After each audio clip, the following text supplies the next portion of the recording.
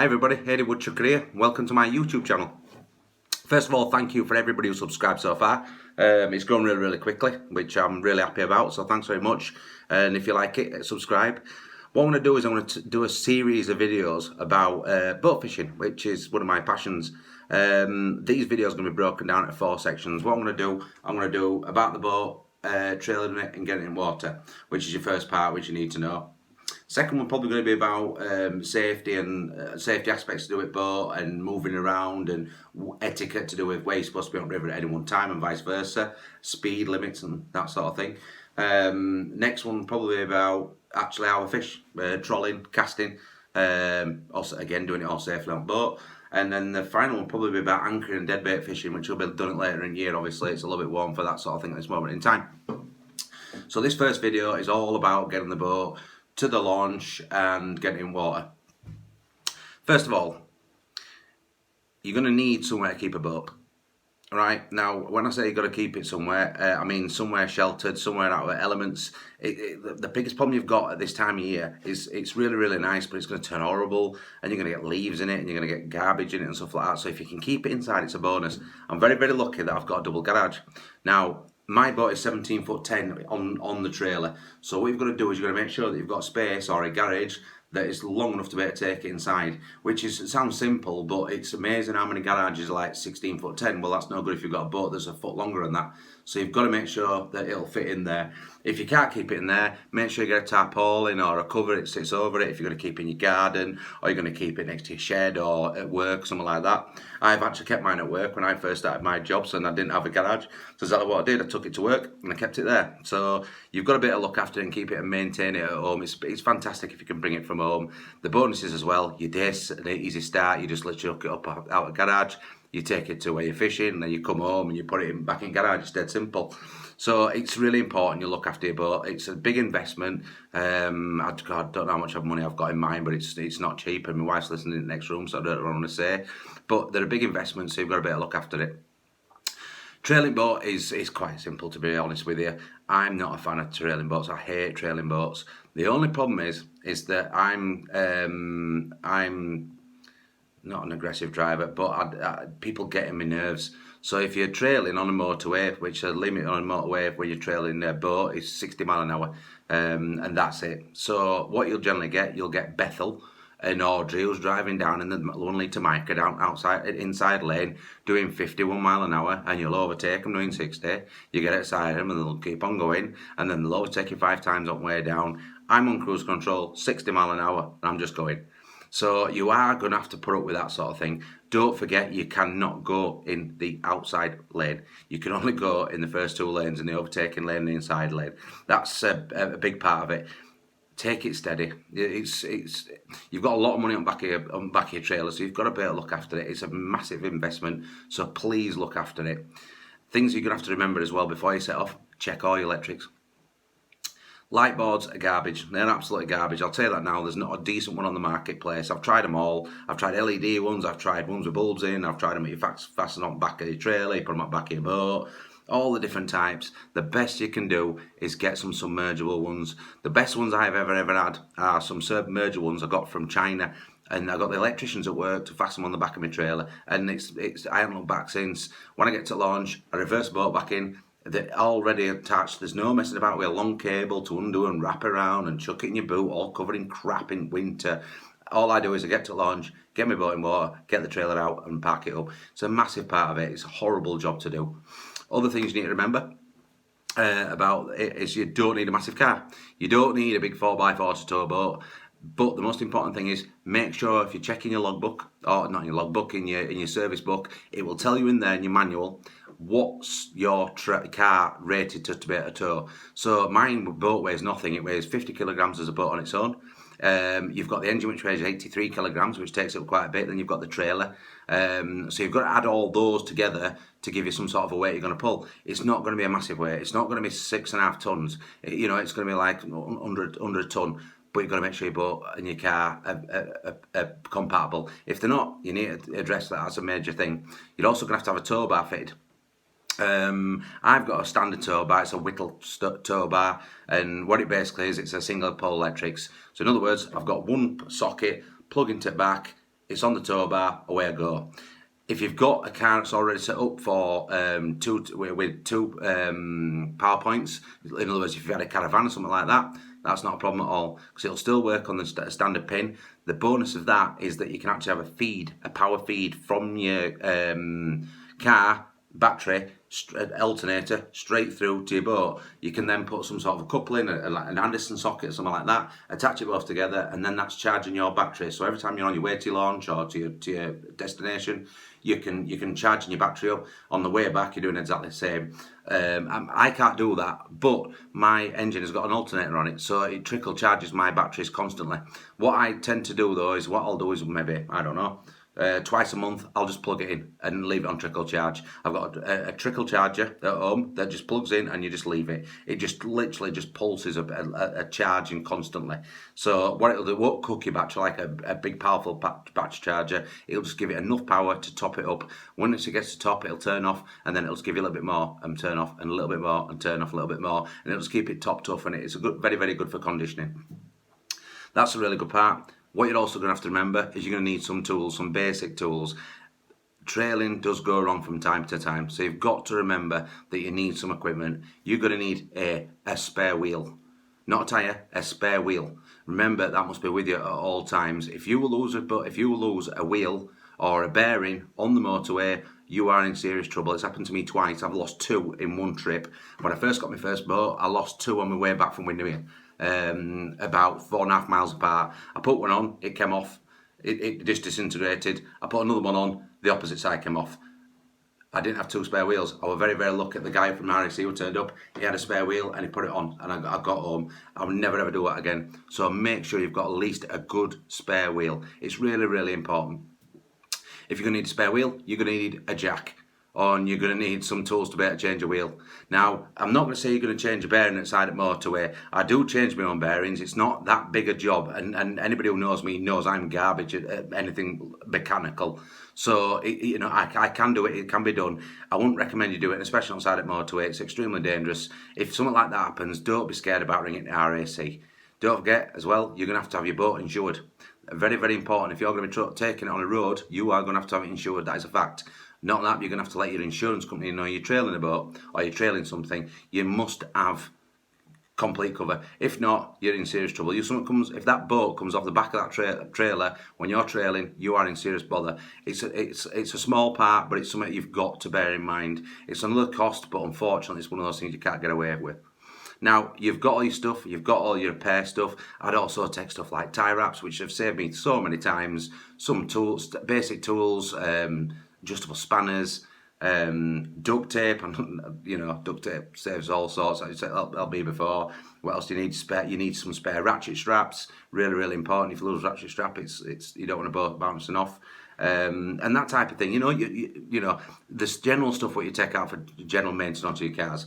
So you're going to go to your launch, you're going to get there, and what you're going to be able to do is you're going to be able to drop it in water. One thing you've got to remember, when you get to a launch, if you've done any miles, say if you've done 40, 50, 60, 70 miles, your bearings are going to be warm, your axles are going to be warm on that trailer.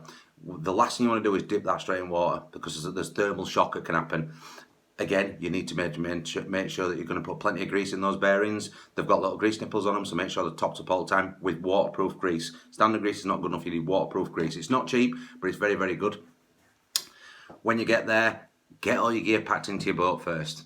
Don't mess about. Don't pull up to launch. If it's busy, there's 2 or 3 people there, or you're only one there, it's not a problem. You can put your boat in water and drop all your gear in. The etiquette is at any launch, what you're supposed to do, get there, get all your gear in the boat, make sure it's all done, then reverse it into water, then take your trailer away and you can get straight in boat.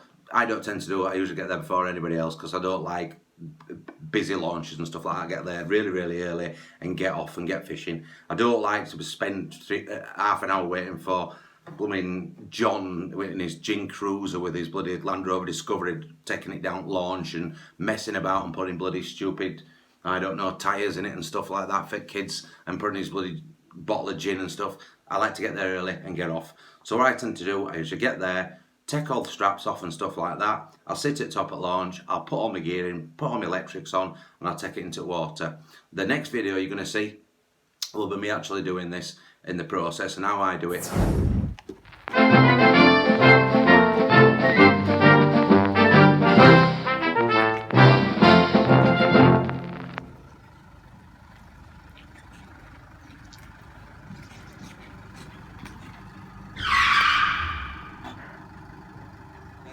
I will just have a quick walk around. So at this moment in time, boat's fastened on by 2 straps at the rear to the trailer. The engine's cocked up with a bar in between so you don't damage it, and then it's up there. It's also attached on here on both sides. Also, it's attached on the winch strap as well. So that's how the boat's all held on. So what we're going to do is we're going to uncouple that boat now. So.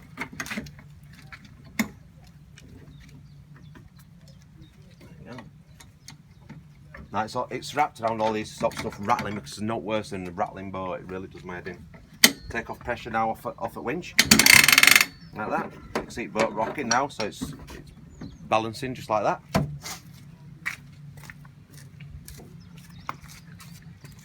Now we'll take the rear straps off.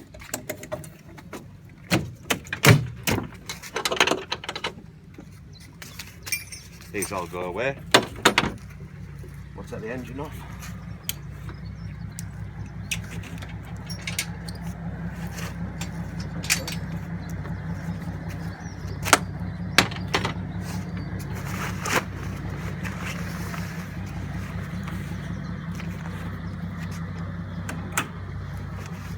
Most important thing now, make sure your drain plug is in. Very important. Everybody's done it. Next winch strap off.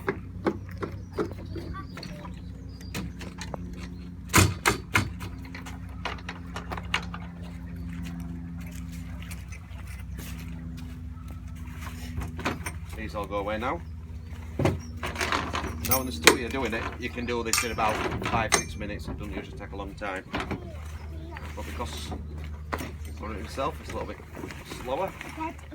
It's important to do it really steady and make sure you go really slow, make sure you do everything correctly. It's all about safety really. So now, that's it up. And here is all my storage for all my straps and stuff like that. Right, next job. Now, there's one thing that people forget a lot when they have problems with their engine, is that on your fuel tank you've not undone your bleeder. Now your bleeder, what that does, it allows fuel to be pulled from your fuel pump into the engine and then used for obviously propulsion. The only problem is if you don't open that bleed valve, what it does, it sucks your tank in and it stops oxygen getting through and breathing. So what it does, sucks your tank in and stops your engine working. So it's quite important that you undo that. And quite a few times I've been upriver and people have broken down. The reason they're broken down because I've not undone the bleed valve. So this is your bleeder valve. Top of your fuel tank there. What you've got to do, you've got to open that up so it allows air in there. Primer bulb, make sure that's got plenty of fuel in it. What you need to do, you know, wait until it goes hard. Once it goes hard, it's got enough fuel to put through to engine. Once you've done that, you're ready to go.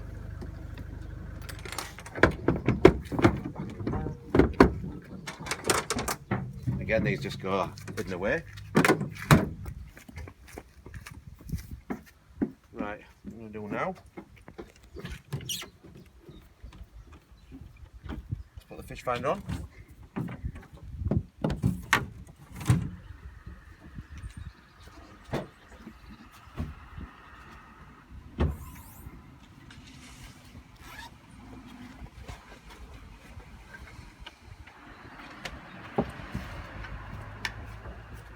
Which is quite an important piece of equipment.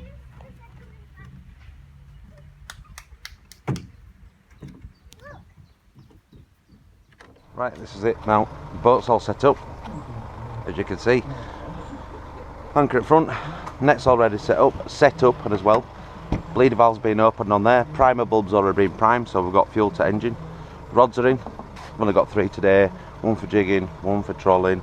I've also got pipe running. I've only got about an hour probably for pipe because it's going to get warm today. Ultralight gear in there, big gear in there. My seat's on. I'll put that up. Like so. My life jacket's there, which obviously I'll put on before I get in boat. Fish finder's all set up, it's all on.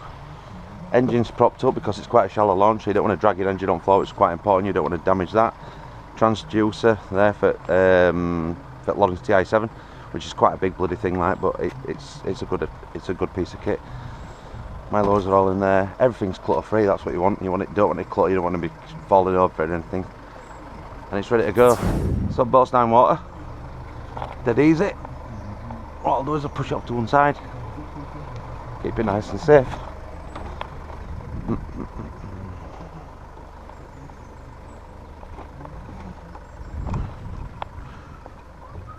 Nice and simple. That's quite important. What you do is you make sure you've got enough depth to launch, which might sound like a silly thing to say, but you don't want to really be starting your engine all silt and crap on bottom. Just time being. That's not going anywhere. What I'll do is just jump in and get engine started. Then we'll put the car away.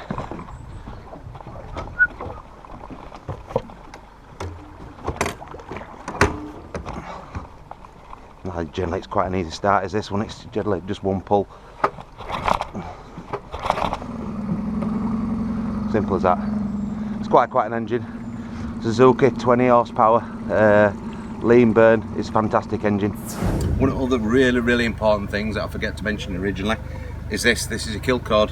What this basically does is when your engine's running, you keep it wrapped around your wrist or you tie it to yourself on your pants or something like that. It attaches on a clip like that. And what this does is that if you ever get thrown out of the boat, in other words, if you're going along, you hit a log and your engine and it throws out, what that does, it pulls that off there, and what that does, that stops that engine from starting. So in other words, now I'll let your car start it, but nothing will happen. It will just keep on pulling and pulling and pulling without firing. What you're going to do, put it back in there, a little red button down there, put the clip back in there, you're ready to go. It'll allow you to start engine again. Extremely important, especially if you're on your own. You are crazy if you don't use one of those.